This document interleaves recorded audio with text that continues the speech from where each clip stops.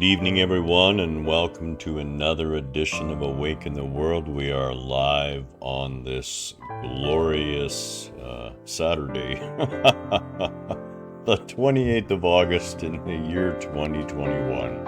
My, how the time flies. Creating a new Earth, 6 p.m. Pacific Standard Time, here live on the Awake in the World group with me, myself, and I, all three of us. So before we get too far into anything, and I do see Louisa. Hi, Louisa. How are ya? How are things doing?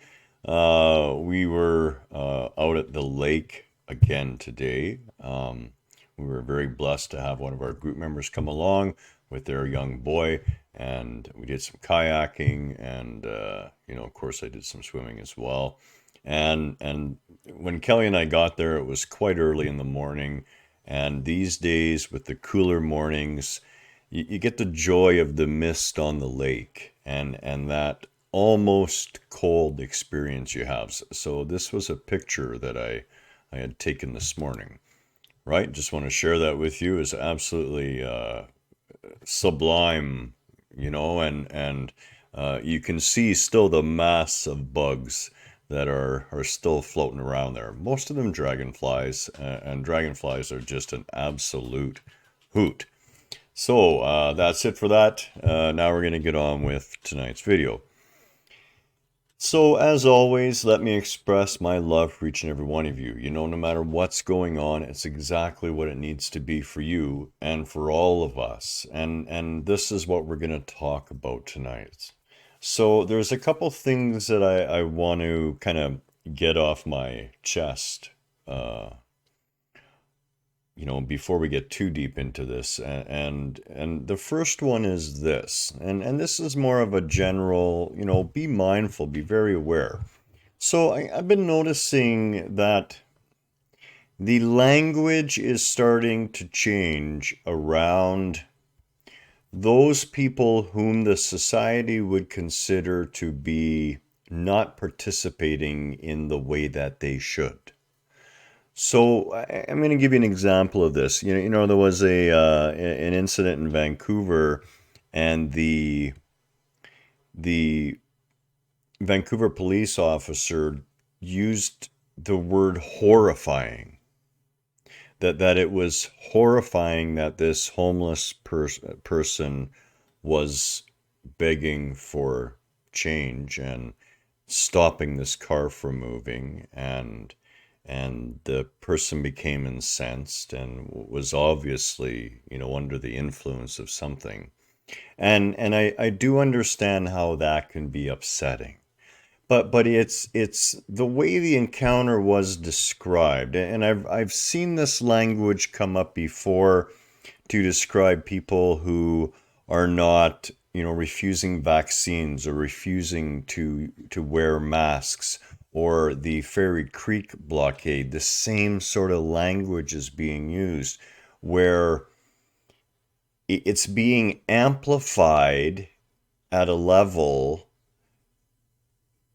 which is simply not necessary, and it of course cascades down upon those individuals, and we begin to distance ourselves as a society more and more and look upon people in those situations less and less as part of us. And I hope this point gets across, because I'm struggling to put it into terms that maybe aren't as abrasive as a part of me would say it. But it really, and I am not a conspiracy theorist by any stretch of the imagination, but I have noticed a definite trend in the descriptors used to describe events in our societies here. And I don't think that horrifying really applies. You want horrifying, go ahead and go to Afghanistan, go and stand outside the airport in Kabul and see what happens if you want to experience horrifying. The real point of this is we have to be very, very careful that in our zest and zeal to create a functional society, which apparently has to include worship to that almighty dollar all the time, that we don't dehumanize ourselves completely in the process.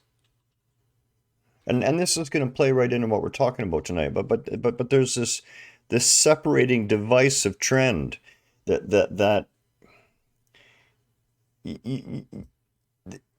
minute you make it illegal to publicly camp, you're really saying it's illegal to be homeless. The minute we call down someone who has a genuine fear and concern for their safety over a vaccine, as misplaced as it may be. I mean, that's not really the point. That's a member of our society. That's a mother, a father, a child, a grandmother, a grandfather. It's a human being who should not be ridiculed and shamed for being genuinely honest and concerned. We are being shifted, and way too many of us are shifting along with it, and the whole increased delusion and mental stress, anxiety, and sheer mental illness that is growing out of the last 18 months, and it will be going on for some time. Like, really, I said to everyone in the beginning, spring 2022 would be a more normal sort of period where we're going to get back to some sense of normalcy, which I personally don't really want anyways. But, the idea that this fall was going to be the end of it, what was totally dependent on us as a civilization. And, I'm not even talking about the larger picture. I'm talking about within our own communities right around us, right here, wherever right here is for you. But this is going across the globe where we are buying into and increasingly becoming close vested, like withdrawing into ourselves and worrying so much about protecting this one. And that is exactly the thing that will doom us all. What these times take is for us to stand for every human being being equal in the eyes of creation and therefore equal in the eyes of all human law. These are the sort of directions that we have to start thinking about, especially with what is we are facing and what's coming. It really is. And that was point number one. And please excuse me if I appear to be rambling a little bit, but I'm really not. I'm just trying to get this out in the best way I possibly can so that it becomes as clear as possible. And the other point is around these concepts that have sprung up over the internet. That there's another planet, another Earth that's like the Garden of Eden still. No humans have spoiled it. And if you can get your vibration right, well, you'll get to go there. You know what that is? That's a commerce-driven twist on the same story that the Bible, well, not the Bible, but Christianity tries to sell you. It's the exact same story. Right? And what do I mean by that? Well, this idea that there's another place to go, right? A new earth, heaven. But who gets to go to heaven? Not everybody. Not everyone's going to go to this new earth either. Only the ones who are worthy in some way. And whether that worthiness is a lack of sin or accepting Jesus Christ or whatever the hell the belief system may be, in this case, it's all about how refined you can get your vibration, how spiritually awakened you can become, and then you'll get to go. I'm not going. And not only because there's no such place. I'm not going because that's the exact same sort of talk that separates us. We would sit here and say, okay, so, all the people I love, all the people I care about, well, hey, I got my vibration up. Too bad for you. See ya. I'm off to a new planet, new Earth. You guys can have the mess. That that's not inclusiveness. That's not wholeness. That's not oneness. That's not recognizing the divine face in every being, shape, and form. So I just want to, dispel that for people right now. The whole thing is a gimmick. The idea of refining yourself, refining your own consciousness, will benefit all of creation. That much is a given. And it will benefit you profoundly. And every person, you will become a light, a beacon unto the darkness that people will come to, where your example of who you are will shine out freely and lovingly. But at no time will you condemn another being to stay behind and suffer as you're going to go trolling off to some promised land. It does not work that way. We're in here for the whole of humanity. Every last one of us. All of us are one. That precludes the concept of us dropping out of the picture and going to some fairy tale place where we're going to live the sweet life and everyone else can rot in the hell that they've made. Earth 1, Earth 3D, whatever the case may be. So how does this tie into creating a new Earth? Well, we really need to understand, first of all, that we are co-creating our existence, and we're doing that on a multitude of levels. It's happening at a personal level, and even that personal level is broken up into a multitude of levels. You have deep subconscious creating. That creating could be thought of as the collective gene pool, the genetic data bank that goes with every human being, based on all the human beings that came before that human being. We have that level of creation going on. And then we have our normal waking subconsciousness, and then we have our dream state consciousness, subconsciousness, and then we have our waking consciousness, and our waking consciousness can be split up into various levels, ad hominem through the whole thing. And what does that really mean? It means that figuring out that you're co-creating your existence doesn't mean sitting down and concentrating on a car is going to bring you a new car. It may, but if it does, it's got nothing to do with that, really. The reason being is that most people are lacking the focus to maintain the same thought, the same perceptual view, the same energy level for the length of time it takes to truly manifest something.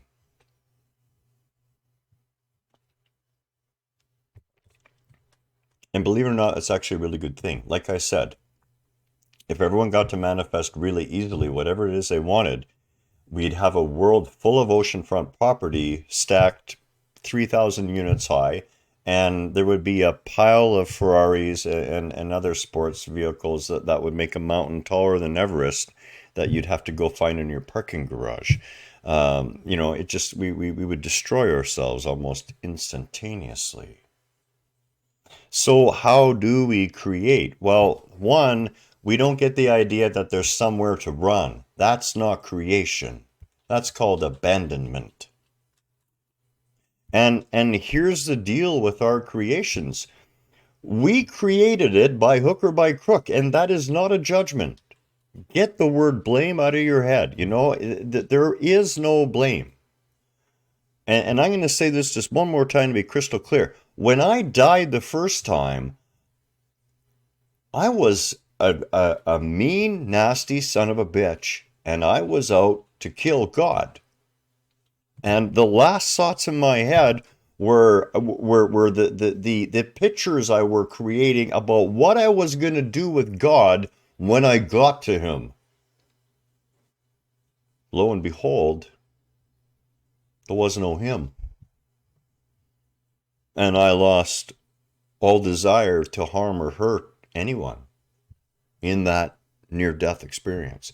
There was no judgment. There was no being saying, well, you shouldn't have done that. There was certainly a multitude of beings saying to me, you know what, it's okay. This is what happens when you forget intentionally. This is part of the journey. And everything that you create is part of your journey.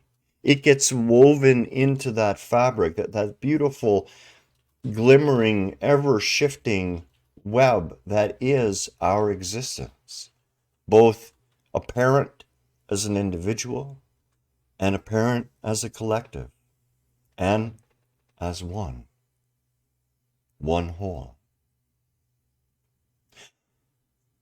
So in the idea that when we're going to create, that we're somehow at fault or somewhat to blame for it, that is something that we've been programmed with, that our parents were programmed with.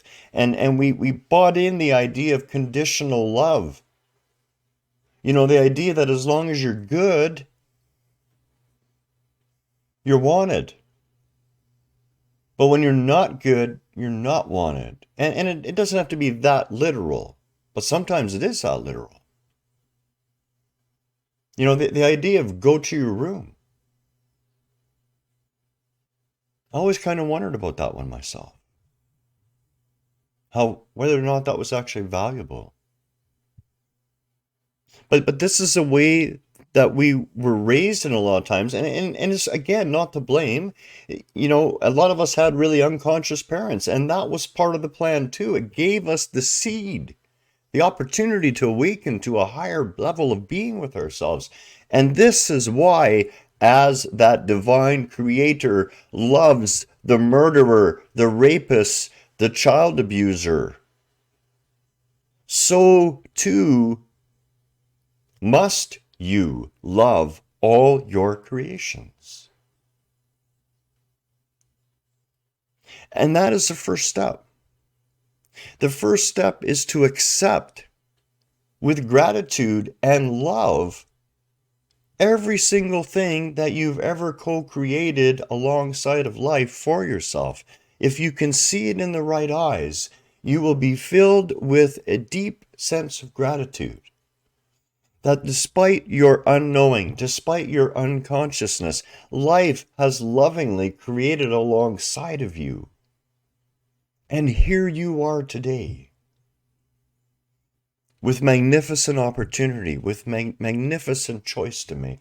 Don't hate what's already been created. Love it as you wish to be loved by your own parents, unconditionally,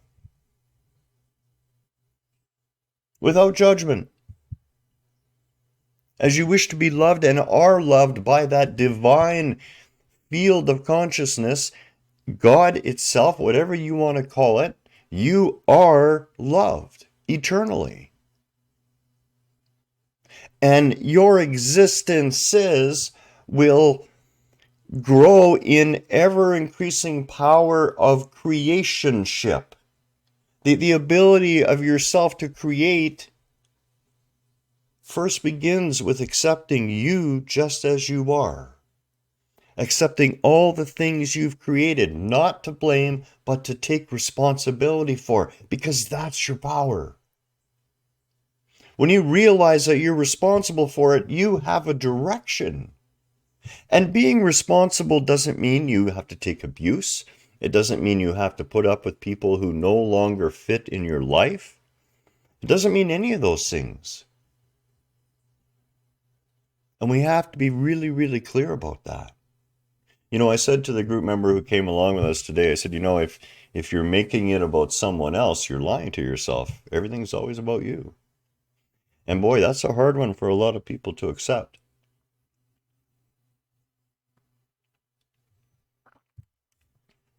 That no matter what's going on, it's never about the other. It's always about you and your perceptions. The hardest teachers in our lives are the ones that rip us open and show us our own inner selves. And we hate them for it sometimes. But in truth, we should love them. So how do we go about creating this new earth? And really, I've been through the whole creation matrix a number of times, and even with the level of focus I can maintain for 3 or 4 hours, it's still not enough to manifest an object in front of me. And really, I find that to be a waste of my existence. So I'm going to suggest that the way we create a new earth, the way we continue to create for ourselves, and our community and our environment, is to focus on what it is inside of us that is not yet feeling or understanding how whole, how loving, how worthy, and how powerful you are. And really, now that I'm reminded of that word, I want to talk briefly about a word that I don't want anyone to ever use again, please. I know, demanding guy, eh? The whole human race is worthy. Every single being, every creature, every atom of dust, all of it. Why? Because it's God's creation. There's nothing that's not worthy. Okay? Let's just accept that. So there's no talk ever about you being unworthy of anything. But the one word I do want to get rid of is the word deserve.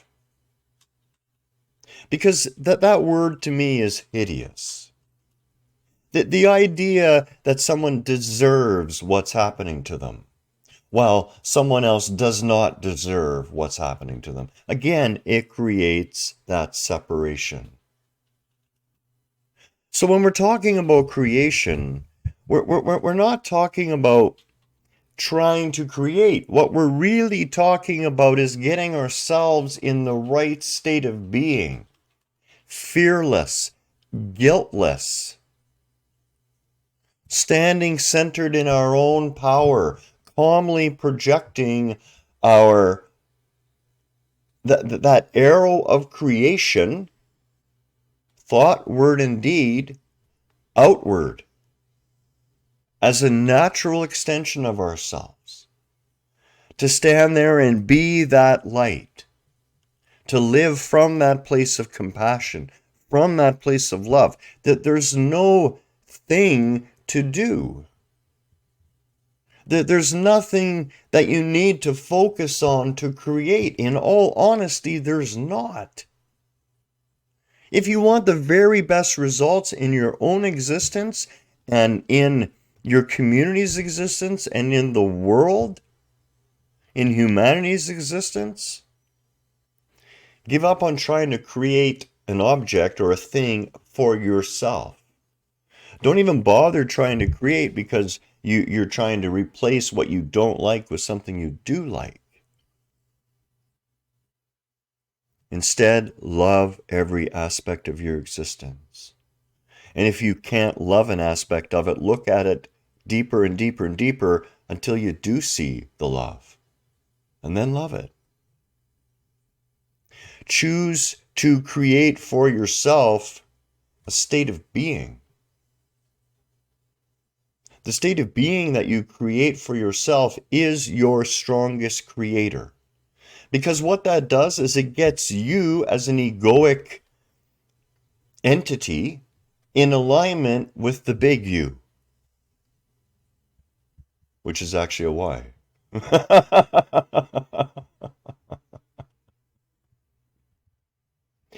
And when you're in that space, the most unexpected creations will flow out.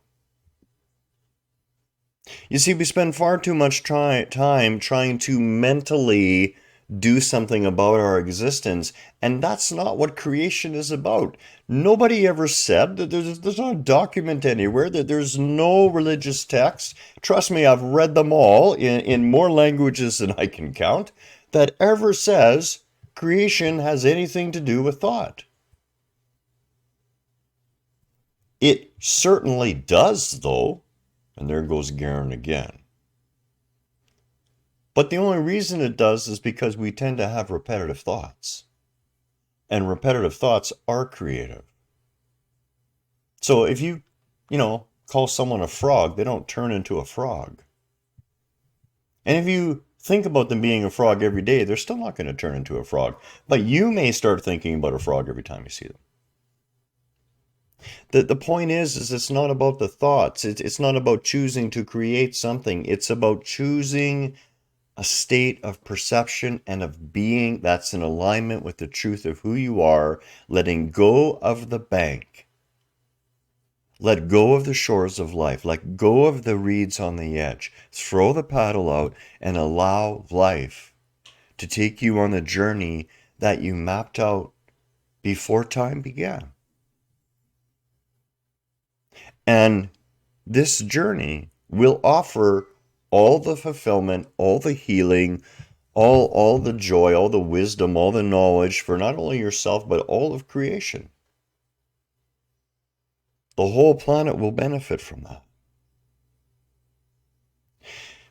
When you're in that state, there are simply things you can no longer do.